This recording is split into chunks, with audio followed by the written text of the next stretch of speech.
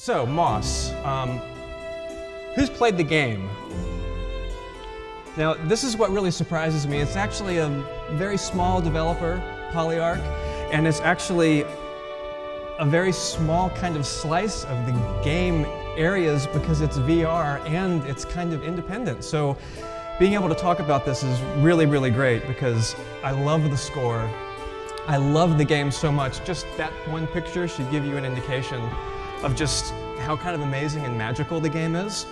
The idea of emotional storytelling through music has sort of been kind of my directive ever since I started.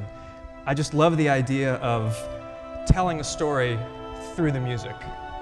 And whether it's something like Dead Space and having the last name Graves, a lot of people just think that, the main emotion that I do is with all the music.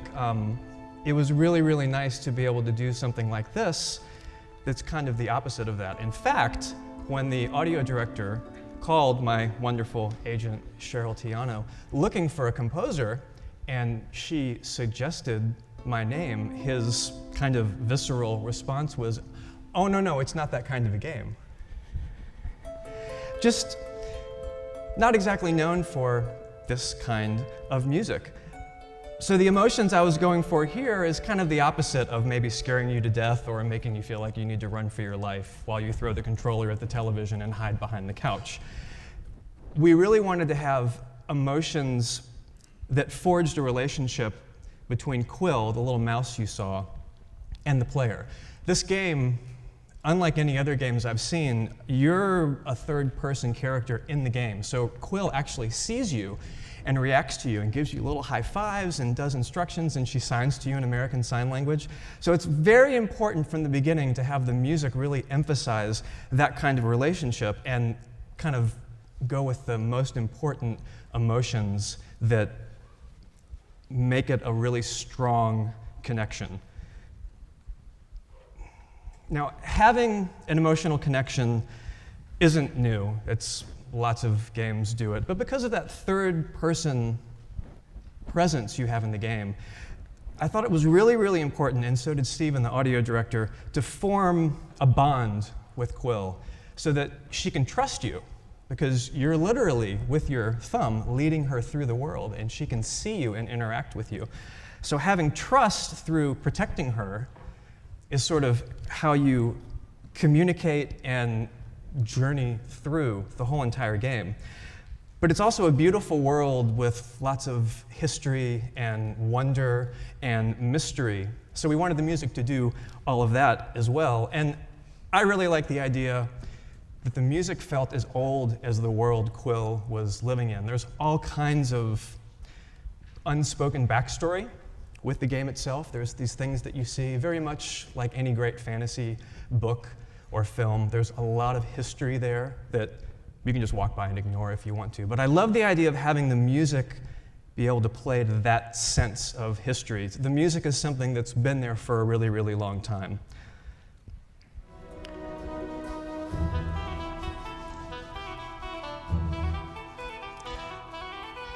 So really it came down to 4 basic ideas to do all of those things that I had listed on the previous slide. I love the idea of a sense of scale, whether that's small, like Quill, versus large, some of the creatures that she interacts with in the game, or agile versus slow, or even kind of intimate and personal versus really big and large and epic. So having that sense of scale, I felt like would really help the player relate to Quill, this little teeny tiny mouse. And having live performances. Now, I don't mean we had a huge live budget. It's not a big live orchestra. But having live musicians, even if it's only 3, which is how many we used, they're going to really convey the melodies and the themes, the emotion that you're going to feel when you're connecting with Quill and you're hearing the music play. Now, a lot of this also has to do with melody and harmony. But I thought the easiest way to explain it is just to break all 4 of these things down and give examples. And what's wonderful is this is by no means specifically applicable towards Moss. You can take this and put it towards anything, whether you're a composer or an audio director or just a general creative person writing a script. Everything's malleable, and you can change it around and make it work for you. So the sense of scale was where we started, and Stephen and I both agreed that we wanted to have as many live instruments as possible. So I love the idea of having small instruments. Quill's a little teeny tiny mouse, and I'm a drummer and percussionist. So the first port of call was sort of me looking around the studio and saying, how many things can I play that are really small, that will be live and sound live? I have no problems with samples or sample libraries, but I'm sort of an avid proponent of doing as much as you can live as possible. So this instrument list, the top 7 or 8 instruments are what I played. Literally just instruments that I had. Some of them I bought, like my hammered dulcimer, I bought it in the mountains of Boone probably 8 years ago. And when we started this project, it was literally like fist pump. Yes, hammered dulcimer, finally! I can finally use a hammered dulcimer. And then the bottom, the woodwinds and the violin, were Kristen and Jeff, whom I will talk about a little bit later. But the idea with the small instruments is I wanted it to sound like a band. Like if you went into the pub in Quill's Village, there'd be 3 or 4 mice kind of jamming, like at the cantina in Star Wars. And those kind of instruments would be featured in the score.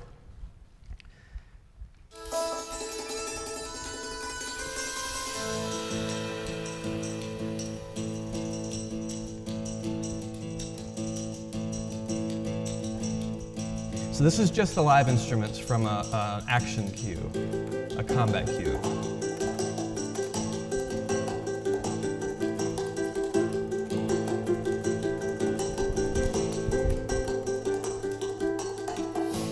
I think this cue is just me. So this is just all recorded, with a couple of microphones in a small room. But you have all this little teeny tiny movement going on.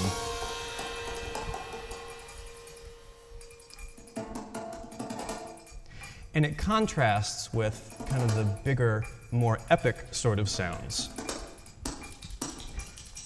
Thank you, percussion, that's good enough. So with big and epic, it's kind of hard to make that sound if you're one guy like me in a room by yourself. We didn't have the budget to hire a full orchestra, so what I ended up doing was just focusing on brass and strings with just a little bit of drums, and those were all in the computer. But kind of as a cohesive whole, and only on the bigger parts. And later on, we're going to break them down and sort of hear how they relate to each other, the small and the large. But this is just an example of just the MIDI parts from another cue.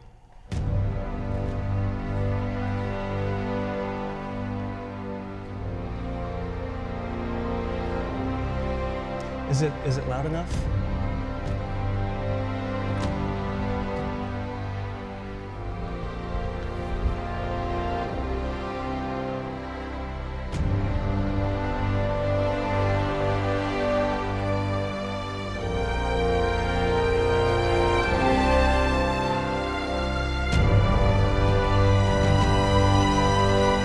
So the idea is kind of slow-moving, epic kind of waves of chords that then could be punctuated with the smaller instruments. That's the general idea of a sense of scale, kind of the small versus the large. Now, another thing that I thought was just as important is the idea of live performances. And I knew that I could do a little bit on my end, but I didn't want to just have percussion and harps. I wanted to have some flute and some oboe and some violin, things that could offer timbre changes and palette cleansers, but also, more importantly, play all the themes. There's nothing worse than hearing a MIDI instrument trying to play an emotional theme. It's always so much better when a musician offers their own take on it and kind of really sells it. So what we have left is the live performance, the harmony, and then the melodies themselves. And I'm going to touch on melody now, and then we'll come back and do a little more melody later. Moss was interesting because, like I normally do, I wrote way more music than they actually asked for just because I love the game so much. But for some reason, I had this idea that I wanted to write a song, like with a vocalist. And I've been working with Maluka, who I'm sure a lot of you have heard of her. She became famous from Elder Scrolls Skyrim stuff. She's an incredible singer, guitar player. She writes her own things. I worked with her on Far Cry Primal and another couple of VR games. And I just heard her singing this melody in my head that I had done kind of in the original pitch for what my idea of the score would be for Polyarch. So I took a couple of weeks and kind of figured out a good key, and she worked with me to get the right key and the right sort of setting, and I wrote a bunch of lyrics, which I've never done in my life, but it's kind of the power of being inspired by games. I think that's why I love games so much, is every game is a whole new world and universe specific unto itself. And I really just felt the need that I needed to write a song. So the song that I did was one of the very first things once I was hired. And then the melody from the song, I just ended up taking and piecing together into the score. So all the main themes basically come from the song itself. So I'm going to play a little montage that's about 90 seconds long of the main theme that ends at the very end. You can hear Maluka singing her version, and then we'll do some instrumental versions before that. And the idea is, I'm just a big thematic kind of guy, so I love having them pop out here and there and kind of bring you back to that original idea of hearing that melody, even if it's on a subconscious level, and being familiar with it. It further establishes the bond and the idea that you and Quill are going on a journey together.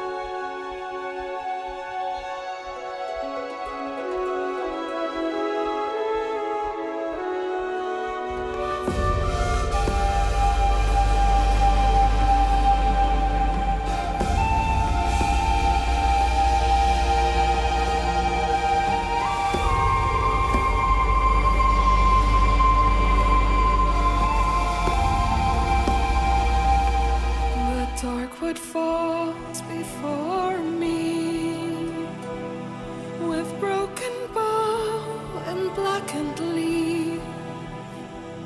I stand where trees meet with the sky, and in the stillness find you by. Even after a year and a half, her vocal still gets me. She's just really, really amazing. Oh, well, thank you, Maluka, yes. So, that was sort of one version of the melody, and we're gonna do a little bit of a palate cleanser. Going back to small versus large instruments, I thought, just for kicks, my kids kept popping in and insisting on taking pictures, so it's always kind of nice to see how things were recorded. The main reason I wanted to do this talk was because I'm real excited about the score and I love the game, but I really love the idea as composers being empowered to take things on yourself, and even if other people are playing a couple of simple instruments, making something your own and not just going out and maybe being a slave to temp tracks, trying to break through and do something a little different. And for me, if I'm playing instruments, it just ends up sounding different if I'm playing something live. I have no idea how to play the harp. And yes, there's a bird on my shoulder. That's just... I've got a lot of animals in the studio, which is another reason I love this game so much. I think I'm making a focused, concentrated face because I just don't know really how to play the harp, but that's another studio friend. But you can see the harp, it's a very small Celtic harp. It just sits in your lap. It's only about 3 feet long, but it worked out perfect for this game because I was thinking I could play a Celtic harp. There's all kinds of great harp samples out there, and I even said to Stephen when we had our initial meeting, I've got some great harp samples, and I was about to say, but I'd really prefer to play my small Celtic harp live, and he actually cut me off and said, I'd rather have something live than MIDI. And I knew then that we were exactly on the same page, rabbit and all. I just realized that there's actually no instruments in this picture, but I mean, he flew up on my head. They love music, so they get real excited. I seem to have a lot of focused faces in these pictures. This is all in the same room. They're all inexpensive instruments. A lot of them I've ordered off of Amazon. I don't know how to play the accordion. Are you kidding me? But I can hold down 2 notes on a keyboard. So that's what I did. This is just a set of practice bells that I ended up using a lot. And those practice bells that are $50 sound infinitely better than the probably $50,000 worth of signal chain from sampled percussion, because it's live, because it's real. The same thing goes with Native American flutes. I mean, all of us, at least in the States, went through recorder class when you were in kindergarten, right? This is the exact same thing. You just press down holes and you can buy them in different keys. Same thing with harmonicas. I mean, there's no reason to just have a microphone and experiment and see what happens. That's just me turning around from my desk, and the guitars and the accordion, some frame drums, everything sort of just sitting around, and I had microphones various places. That's my hammered dulcimer with Prim, who loves to, as cats do, jump up on things. And then I'm really not sure why this picture's in here, other than I guess I was exporting the song, and I was so excited that it was finished, I took a picture. So that's kind of the front view of my desk, which you can sort of see in the back. But the reason I'm showing these pictures, this wasn't written in a fancy, huge recording studio and recorded at like an amazing place like Skywalker, which of course I would have loved to have gone to if we had the budget. This was all done literally in a spare bedroom, which means that anybody can do it, because we all have spare bedrooms, especially for composers. We've got spare bedrooms. So harmony, let's talk about harmony. There's some great scenes. I'm going to show a video when Quill's first waking up and starting to go on her adventure. So it's sort of some waking up sleepy music, and then some music when she's in a swamp. And I love the idea of kind of a bitonal harmony thing, and I'm not going to get geeky into explaining it, but just kind of 2 keys going at the same time. Because when she's exploring that sense of history, there were men, I'm assuming. You see these giant swords and helmets that are man-sized when Quill's little teeny tiny. I like the idea of these 2 keys sort of working against each other, sort of contrasting Quill's world with the previous world of men. So I've got a couple of videos that I'm going to showcase that talks about that.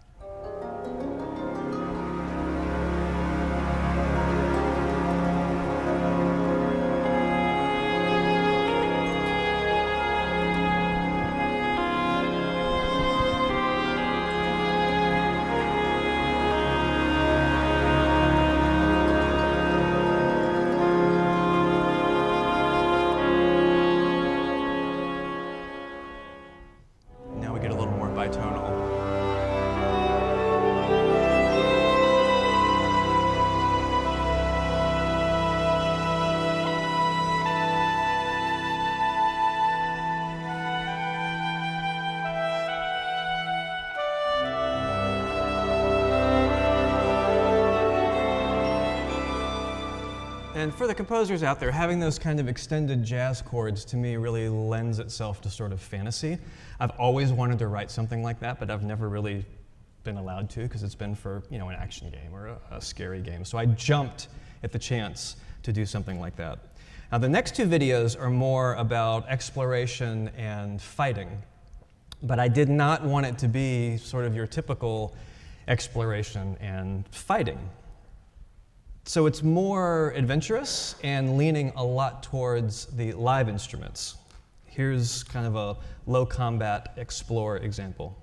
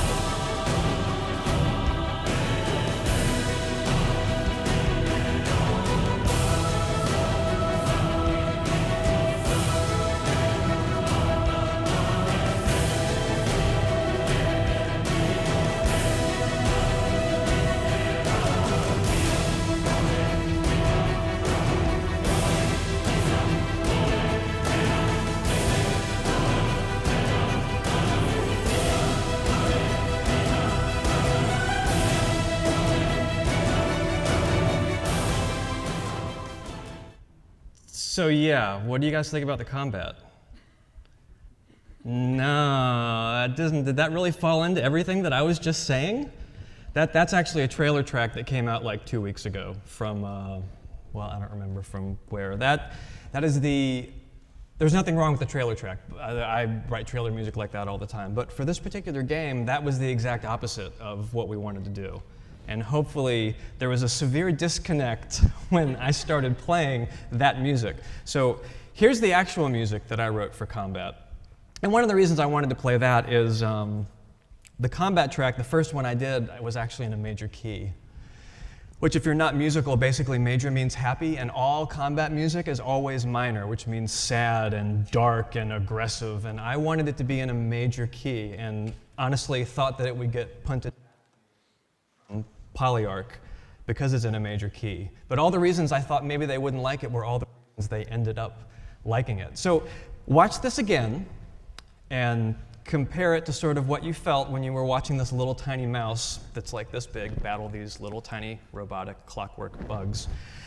And just notice how this music, it's a lot more adventurous and heroic in a positive way. And it adds to me like a sense of purpose and determination from Quill's standpoint, because she's fearless. She's not afraid of what she's doing. She's very determined, and she's just going ahead and doing it. And it just makes it feel a completely different way.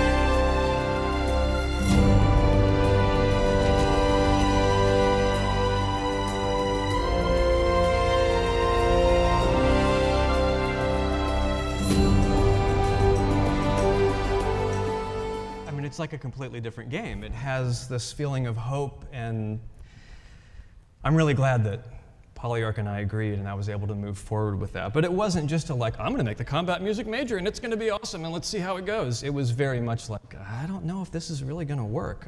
Let's just find out and see. And being able to take those kind of leaps of faith with your developer or your boss or whoever it is you're working with really makes a huge difference. So we've gone over harmony and kind of major versus minor for combat and things like that. I'm going to go back and do some more melodic examples. So there was something I wrote in the very, very first piece of music that I sent to Polyarch with Kristen playing this beautiful oboe that I called kind of the call. And it's just this series of 1, 2, 3, 4, 5 notes. Very simple, but I love the idea of it kind of being, well, the call for Quill to go out. There's a story that I don't want to ruin, but she's trying to find someone. And as it gets to the end of the game, that music, which is normally all by itself and plays probably 5, 6, or 7 times throughout the game completely by itself, it's incorporated into the final combat track, and the harmony of the combat track is switched to fit with the notes of the call. So this is just a real quick montage of a few of the solo versions of this theme, and then at the very end, the combat version of the theme.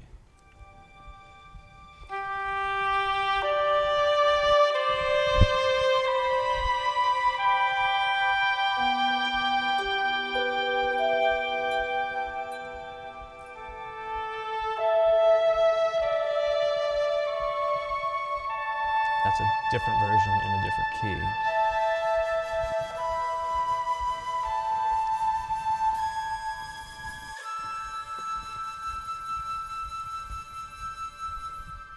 Now this is towards the end of the game, so a little bit of foreboding kind of comes in, hinting at what's coming.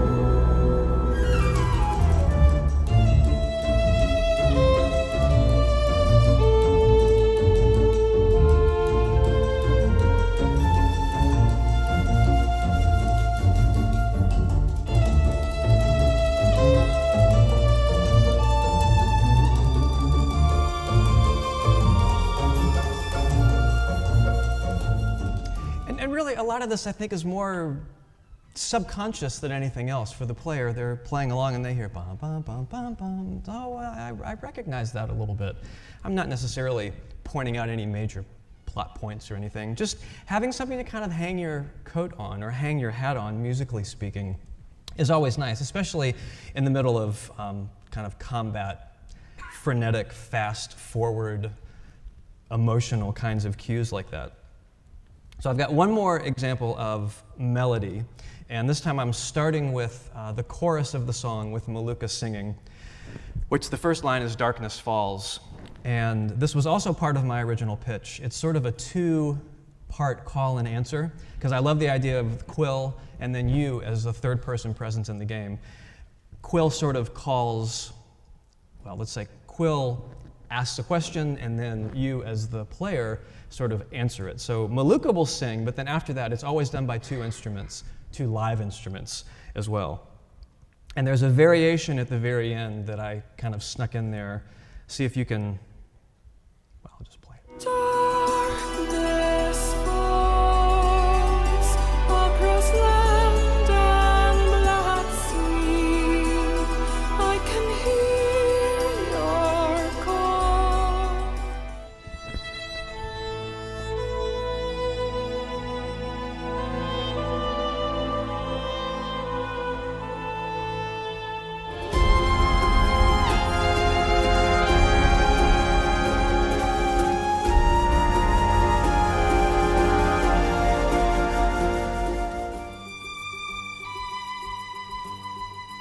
Not quite. There it is. And that last one was in major. That was the beginning of one of the combat tracks. It's just fun. And I think from a soundtrack perspective, especially, it makes for a great musical storytelling as these themes are called back and kind of repurposed, either sad and lonely or more frenetic and frightening. Okay, suites. So one of the things that I did not want to do, there was a big part of games when I was first getting started maybe 20 years ago was, Combat 1, Combat 2, Combat 3, Explorer 1, Explorer 2, Explorer 3, and they're all going to be 2 minutes long, and we need to make sure that they loop, and the energy level needs to be consistent because I've pushed away from that as much as possible in any games that I'm working on, especially in the last maybe 10 years. So I pitched the idea to Steven, the audio director, what if I just write a piece of music that's like 6 to 8 minutes long, kind of based on the level of the game that we're working on at the moment. And if you need a little bit of combat, I'll put that in there. If it needs to be like maybe lonely in the beginning, and then she gets determined because she's going to do something, and then at the end it's a little scary. I'm just going to write one long piece of music that does this. And you're going to get all the stems, and then you can take what you need and leave what you don't.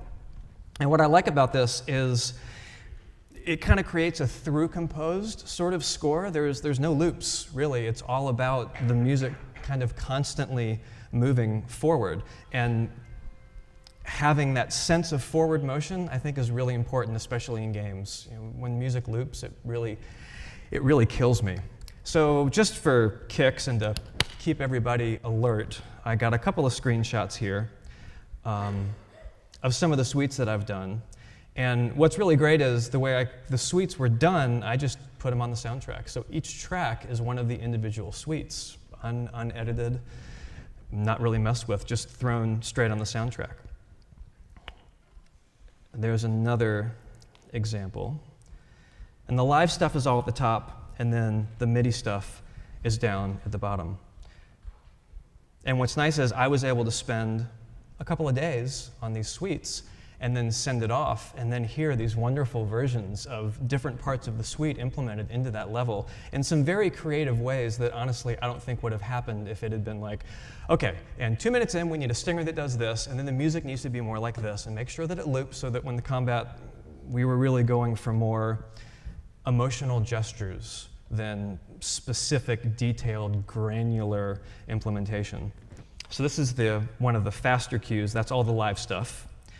And then that's all the MIDI stuff.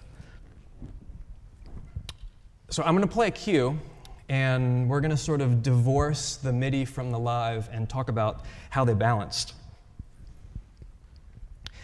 In this particular example, the only thing that's MIDI, there's some high short strings and some low string pits and a couple of drum hits, and then everything else is live.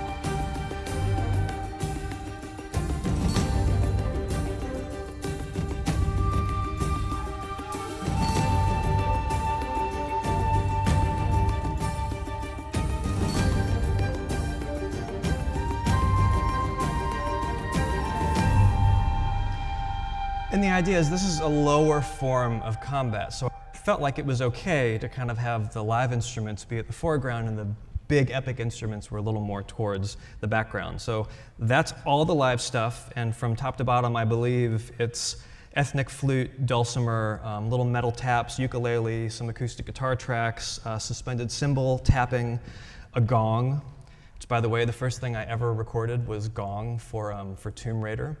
And I was trying to find the gong hit that would work, just a nice, soft, extended, long, sustained gong.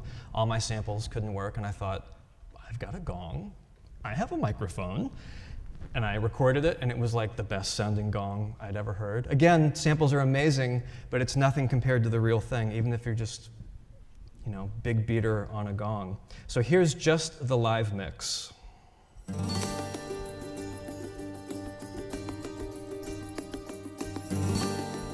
There's also triangle and some metal taps at the very bottom.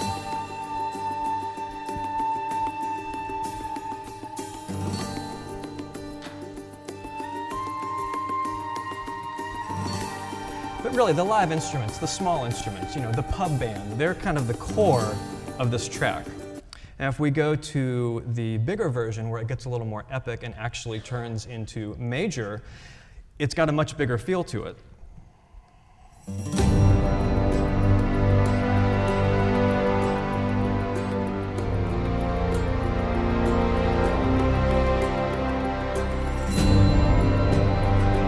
you can still hear there's a little bit of ukulele and a little bit of percussion and a couple of things doing that strum. But for the most part, it's the orchestra that's taking it over. So I actually pulled back on the small stuff and kind of leaned a little more into the orchestra. And this is just a MIDI version from Cubase of the brass and strings, which most of the time for this game I wrote in unison. So it's nothing fancy, it's nothing complicated. They're just sort of big, powerful chords. And we've already heard this once, but now you can see it with the screenshot. And the little light ticks kind of to the bottom, there's some white things. Those are the drum hits.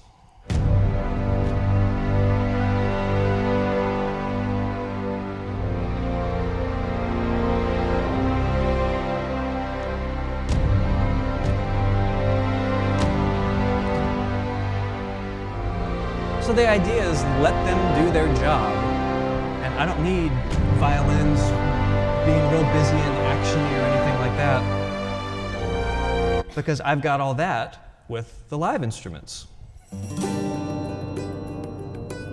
It sounds so cute with the ukulele. Now the interesting thing is, again, none of this was the overconfident composer saying, I know exactly what this needs to sound like. I carved away a lot of stuff from these cues and found that that sort of sense of bigness to contrast with the sense of smallness came from less is more than anything else. So most of the time when I wanted to get a little bigger, it was less of the live, and the broad strokes with the orchestra really, really helped a lot. And I think of scoring this way, hybrid scoring has been thrown around a lot, but to me it's more about using solo instruments when you can and then augmenting it with the instruments in the computer when you have to. Now the great thing about this is Kristen and Jeff, both of whom's email will be on the last card, so you can contact them if you need to. They work at their house, they have their own microphones. It's like instant gratification. And it got to the point where I was writing stuff for them just so that I could hear them play it. I think I wrote 2 extra cues. They didn't even need them in the game, but I kind of had them in my head, and I was like, I have to hear them play this. So you get the best of both worlds, because they're self-sufficient, and you can send off a cue at a time, and there's many, many, many other musicians that do this as well. Just look on YouTube. Instead of having a recording session at the end of all your composition where everything gets recorded live and then you're processing it, we were able to go a song at a time. And usually within a couple of days, I had the parts back and I could drop them in and put a little bit of reverb on them. And it really, really made the emotional nuance of the score really jump out. So I'm going to play 2 violin examples here.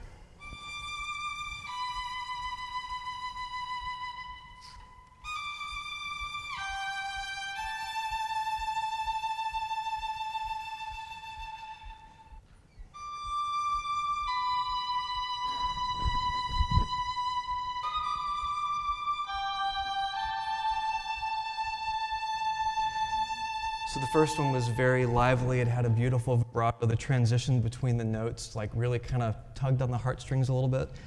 Second one felt a little flat. Nothing wrong with the vibrato or the tone of the instrument, mind you, because the second one is from a sample library that Embertone did of Joshua Bell playing his Stradivarius violin. So it's kind of like as good as it gets for violins. But in the context of a musical phrase, you just can't beat those first little things that Jeff put in there. And I'm stressing it only because I just witnessed firsthand every single time, like, wow, that sounds pretty amazing. That Joshua Bell violin, I mean, man. And then Jeff would send his part, and it just transformed it. Let's do the same thing with oboe.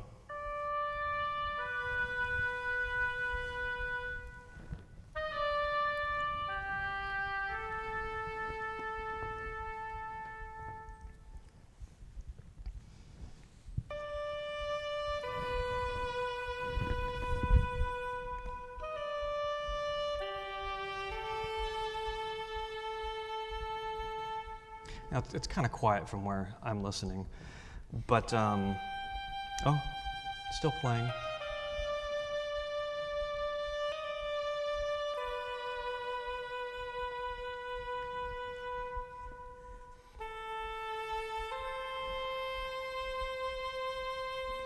So this is actually Kristen's oboe. The first one was the computer oboe.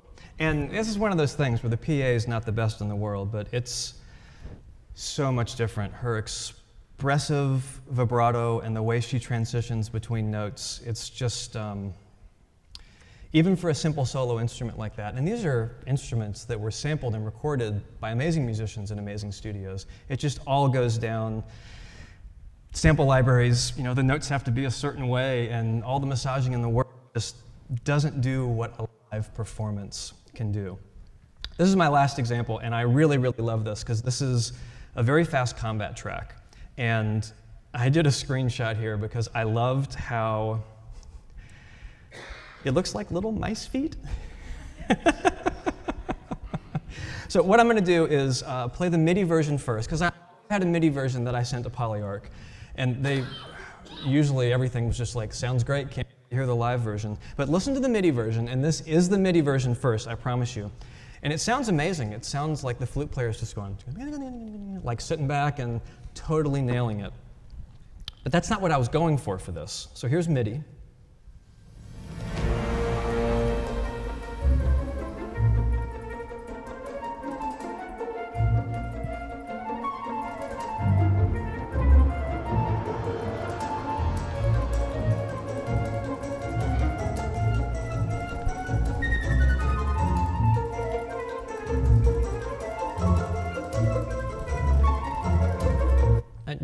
No problem. I mean, it sounds completely legit. But the idea is, this is the very end of the game, and Quill's fighting sort of the big bad boss at the end. And she's not necessarily scared, but she is running around. She's very frantic, yet determined. And I wanted the performance to sound that way. And I got Kristen's take on it back, and I even texted her and said, oh, I see, I found your Achilles heel, double tonguing. And she said, yes, oh my gosh, it took me, I'm so sorry. She was really struggling, because it's fast. I mean, I made the tempo right to the point where I knew they would be working really hard to stay on tempo, because I wanted it to sound like a struggle, the same way Quill was struggling. All right, it's a little bit louder in the mix, but listen to the difference.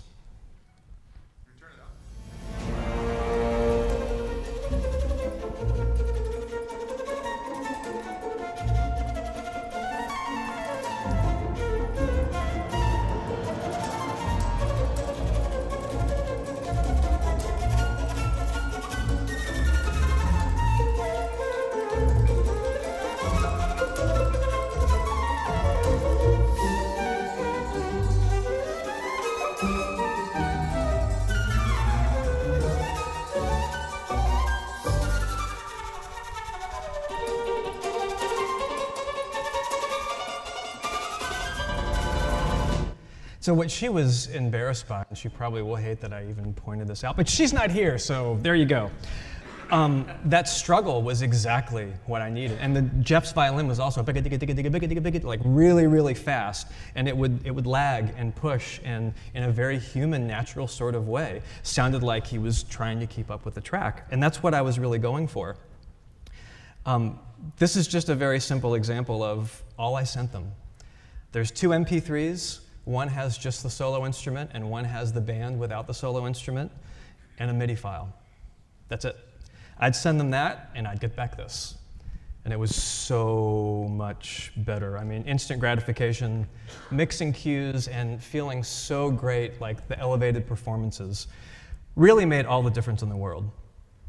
So really, to wrap up, having that sense of scale, the small instruments versus the big instruments, maybe it's the big instruments versus the giant instruments, or the acoustic instruments versus the synthetic instruments, or the orchestra versus synthesizers. I really love the idea of kind of 2 things struggling against each other, instrumentally speaking, because let's face it, games are all about struggle and coming out victorious at the end. The live performances that really help you emotionally connect. And it doesn't matter what the genre is. I love having live musicians, even if it's just for cutscenes or for quieter parts. Having a melody that is easy to remember, but also you can bring back certain places. Or in the case of Moss, I think I had like 5 or 6 different things that I was constantly dipping my toe into, just to reassure the listeners, you know, everything's gonna be okay. This is all familiar territory. And having harmony that sort of wraps the whole thing up. I did a lot of Dorian for you composers out there, so it's a minor chord but with a major 4, and it makes it feel very kind of authentic and historical, but also the bitonal stuff for the Swamp, or even that flute solo then that's sort of octatonic and it's a little diminished and almost scary sounding. For me, harmony is where I always start. But all those things wrapped together can be applied to any game or film or TV show. And what they do is they make whatever you're working on like a lot more unique, a lot more identifiable. It's setting what you're doing apart from what everybody else is doing, and especially with the live performances, it's just bringing the whole thing to life. And that is my presentation. Thank you very much.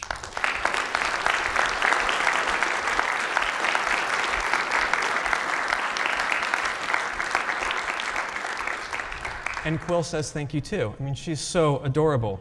So we've got, I'm not sure how much time, but I know we've got some time for questions. And I don't know if they're going to change the lighting or not, but if you could come up to the microphone and be as concise as possible, I'm happy to answer any questions. And turn the music down just a little bit. I'm just going to let it play in the background. Yes, sir. First, I wanted to thank you for saying several times, I don't know how to do this, or I didn't know how to do that. It's sort of rare among professionals, so thank you. But my question was, you mentioned creating an exceptional amount of intimacy between the player and Quill. Did you find there was anything else that you had to change in your process or the content, knowing that the destination was VR versus, say, a console and TV?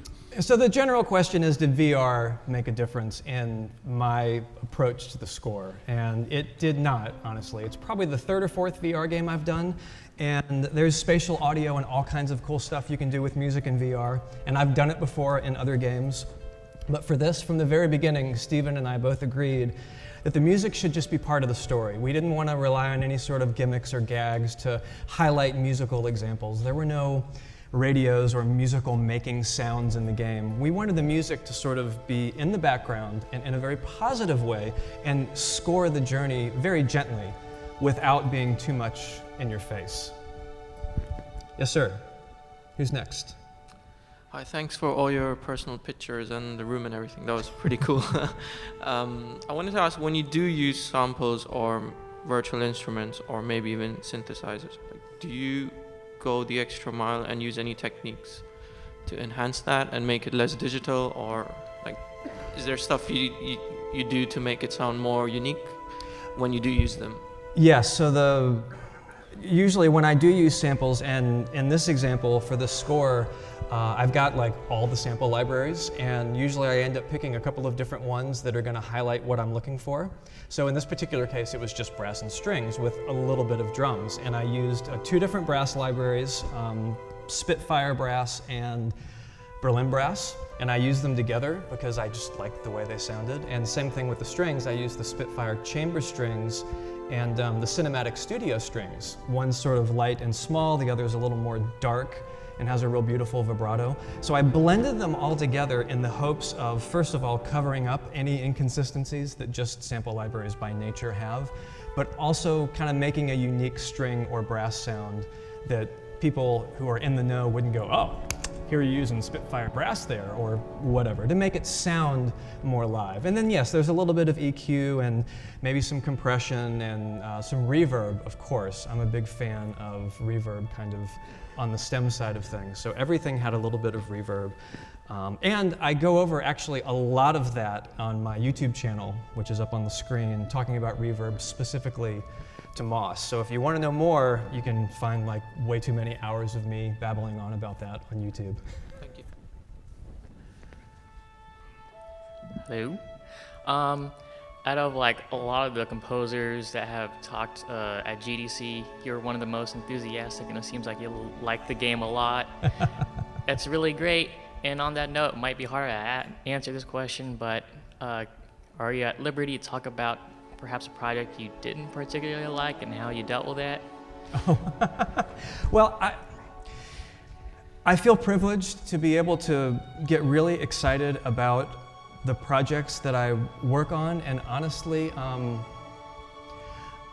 even the ones that maybe weren't the most inspirational from the beginning, 15, 20 years ago when I was doing a lot of World War II games, they'd give me a couple of pieces of concept art and that spreadsheet, Combat 1, Combat 2. So maybe I wasn't as enthusiastic about the game because I didn't really know anything about it, but I would just go off on my own and suggest something, maybe some different films, could we make this sort of historical fun action like Raiders of the Lost Ark? And they go, oh, sure, that would be my inspiration. So I'd get real excited about that, and I'd study orchestration and maybe the scores from Raiders or Star Wars or something, and then use that as kind of the jumping off point to work on something. I mean, games, I can't give any bad examples. Everyone's always so into what they're doing. And especially as a composer, we come in and these people have been in a world of their own for sometimes 2 or 3 years, and the music is giving such life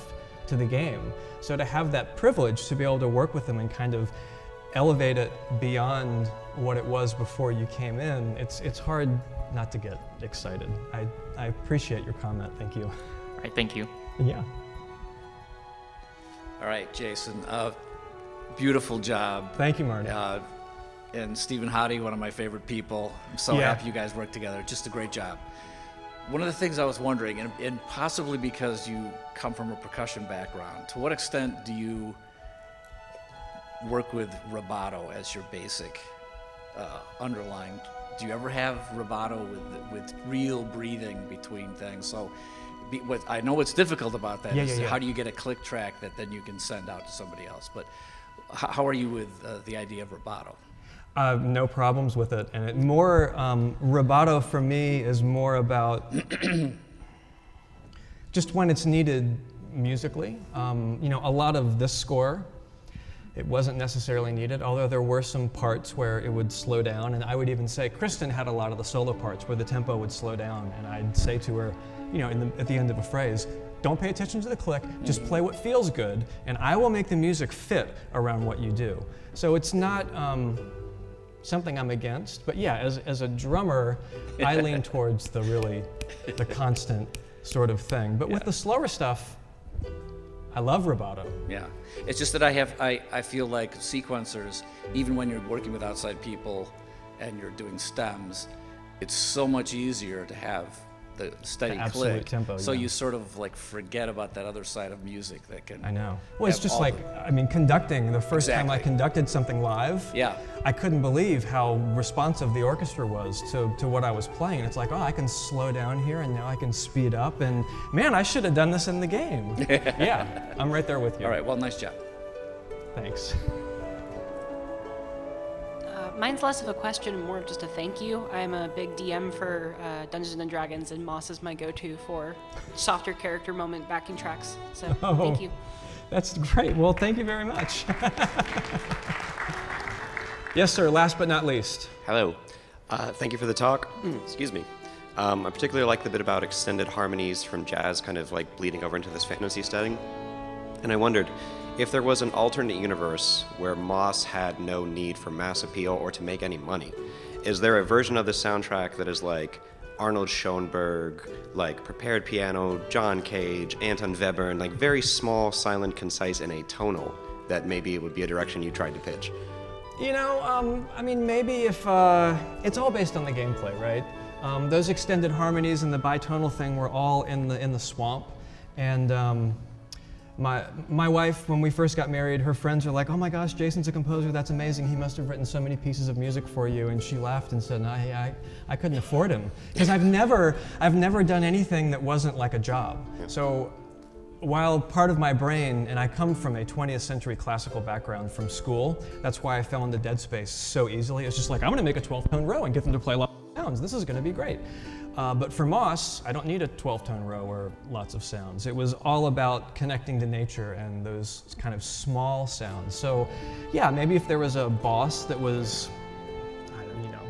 something different in the game, I would have gone there. And honestly, I think it's probably safe to say, now that I know you're sitting over there, Stephen, that that we did everything we did to make the best game possible and make the best emotional connection with the players. We didn't care if it was going to be, the mass appeal, if it was going to be able to be marketed. I think all the best projects are like that anyway. You make the best thing that you can make for yourself and hope that other people, appreciate it as much as you do. Thank you. You're welcome. Everyone's being so nice and sitting down. If there's no other questions, I think we're wrapped up. Great, thank you.